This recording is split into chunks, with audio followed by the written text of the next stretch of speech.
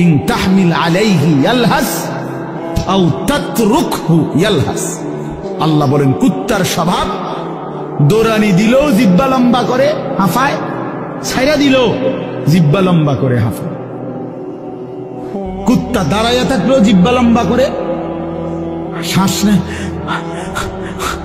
এরকম করে, আর দৌড়ানি দিল জিব্বা লম্বা করে শ্বাস।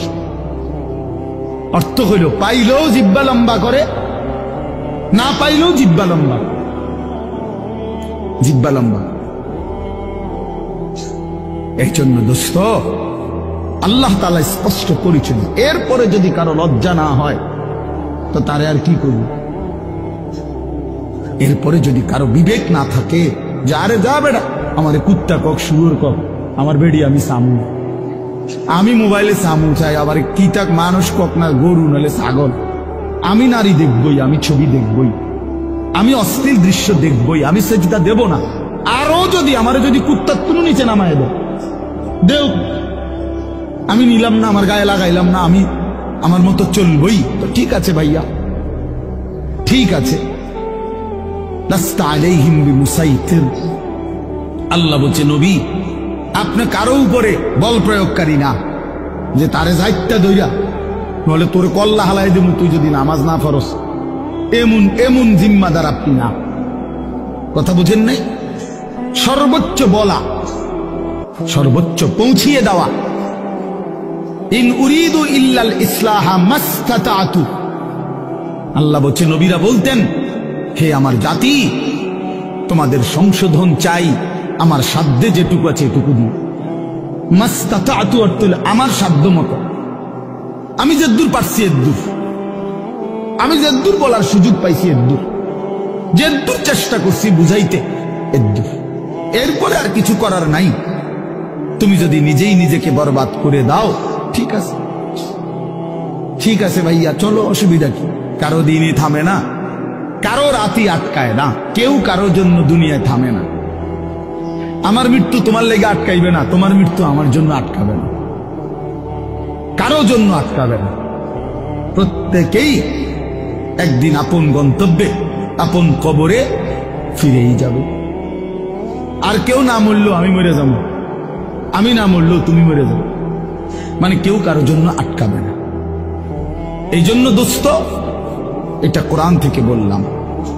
আল্লাহ তাআলা বলেন আরাআইতা মান ইত্তাখাযা ইলাহাহু হাওয়াহু আফা আনতা তাকুনু আলাইহি ওয়াকিলা আম তাহসাবু আন্না আকসারাহুম ইয়াসমাউনা আও ইয়াকিলুন ইনহুম ইল্লা কাল আনআমি বাল হুম আযাল্লু সাবিলা। অর্থ হলো সংক্ষেপে বলতেছি, একই কথা। আল্লাহ বলছে মনের ইচ্ছাকে যে নিজের খোদা বানিয়ে ফেলছে, আল্লাহ বলে তার পরিচয় আর কিছুই নয়, শুধুই জানোয়ার। ইনহুম ইল্লা কাল আনআম, সে আর কিছুই নয়, শুধুই জানোয়ার। আনআম মানে কি? চতুষ্পদ জন্তু, এটা না? বাল হুম আযাল্লু সাবিলা। আল্লাহ বলেন বরং সে জানোয়ারের চাইতেও বেশি পথ হারা, গুমরাহ। কেন? এক কুকুরও বুঝে এই লাঠিটা যে উঠাইছে ওটা দিয়ে আমারে মারবে, তাই জন্য কুকুর ভাগ্যা যায়। তাহলে কুকুরেরও এদ্দুর আকল আছে যে আমারে এই লাঠির থেকে বাঁচা উচিত, কিন্তু এই জানোয়ারে, এই চতুষ্পদ জন্তু বুঝে না যে এই গুনাহ আমারে জাহান্নামের আগুনে জ্বালায় ফেলবে, এটাও যে বুঝে না, এতটুকু আকলও যার কাজ করে না। এই জন্য আল্লাহ বলছে বরং সে জানোয়ারের চাইতেও বেশি পথ হারা। বাল হুম আযাল্লু সাবিলা। জানোয়ারে যেদ্দুর রাস্তা চিনে, আল্লাহ বলছে এদ্দুরও চেনে, এতটুকু চেনে, তার চাইতে বেশি পথ হারা, তার চাইতে বেশি পথ। হাইওয়ান জানোয়ার তো এটা বুঝে যে আমার উপরে শরীয়তের কোনো বিধানে নাই, তো আমার আর হালাল হারাম কি? কথা বোঝেন না? গরু ছাগলের কোনো হালাল হারাম কিছু আছে? পাক নাফাক কিছু আছে?